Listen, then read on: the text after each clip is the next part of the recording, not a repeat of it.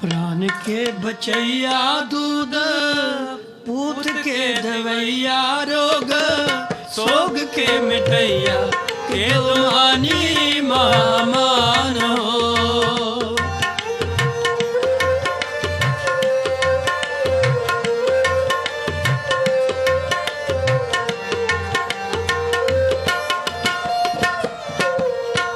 प्राण के बचैया दूध पूत के दवैया रोग सोग के मिटैया के दुमानी महामान हो। प्राण के बचैया दूध पूत के दवैया रोग सोग के मिटैया के दुमानी महामान हो। के दुमानी महामान हो, मानी महामान हो।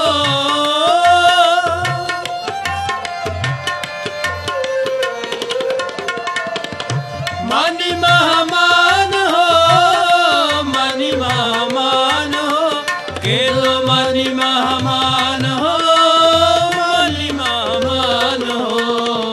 प्राण के बचैया दूध पूत के दवैया रोग सोग के मिटैया के दुमानी महामान हो। प्राण के बचैया दूध पूत के दवैया रोग सोग के मिटैया के दुमानी महामान हो।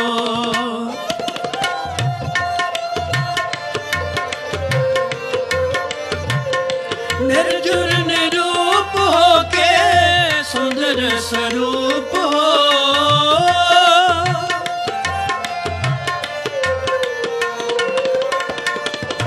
निर्जुर निरूप हो के सुंदर स्वरूप हो के पूपन के पूप हो के दाता महादान हो।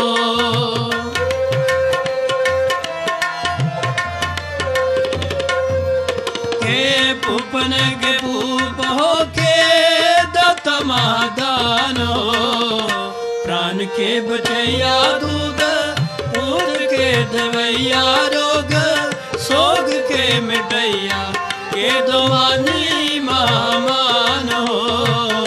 प्राण के बचैया दूध पूत के दवैया रोग सोग के मिटैया के दुमानी महामान हो।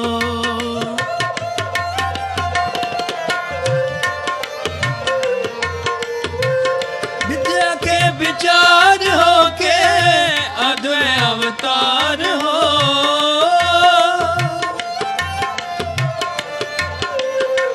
विद्या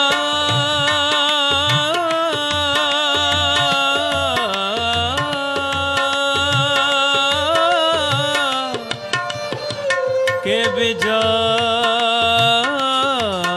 हो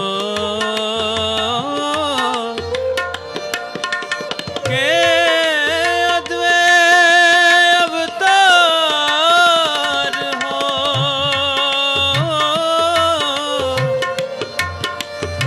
विद्या के विचार हो के अद्वै अवतार हो। विद्या के विचार हो के अद्वै अवतार हो।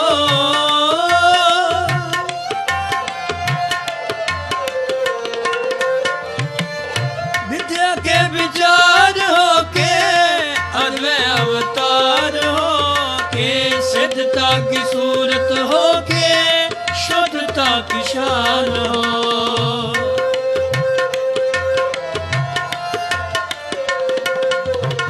के सिद्धता की सूरत हो के शुद्धता की शान हो। प्राण के बचैया दूध पूत के दवैया रोग सोग के मिटैया के दुमानी महामान हो। प्राण के बचैया दूध पूत के दवैया रोग सोग के मिटैया के दुमानी महामान हो।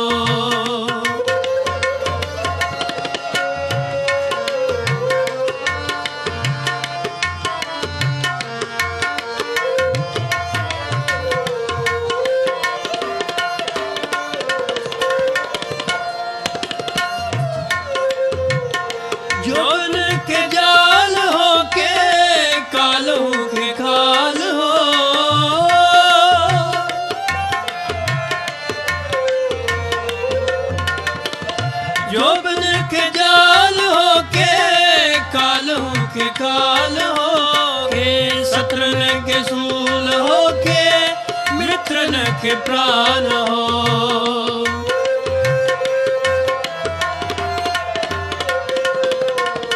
के शत्रु के सूल हो के मित्र के प्राण हो। प्राण के बचैया दूध पूत के दवैया रोग सोग के मिठैया के दुमानी महामान हो। प्राण के बचैया दूध पूत के दवैया रोग सोग के मिठैया के दुमानी महामान हो। मानी महामान हो, मानी महामान हो के दुमानी महामान हो।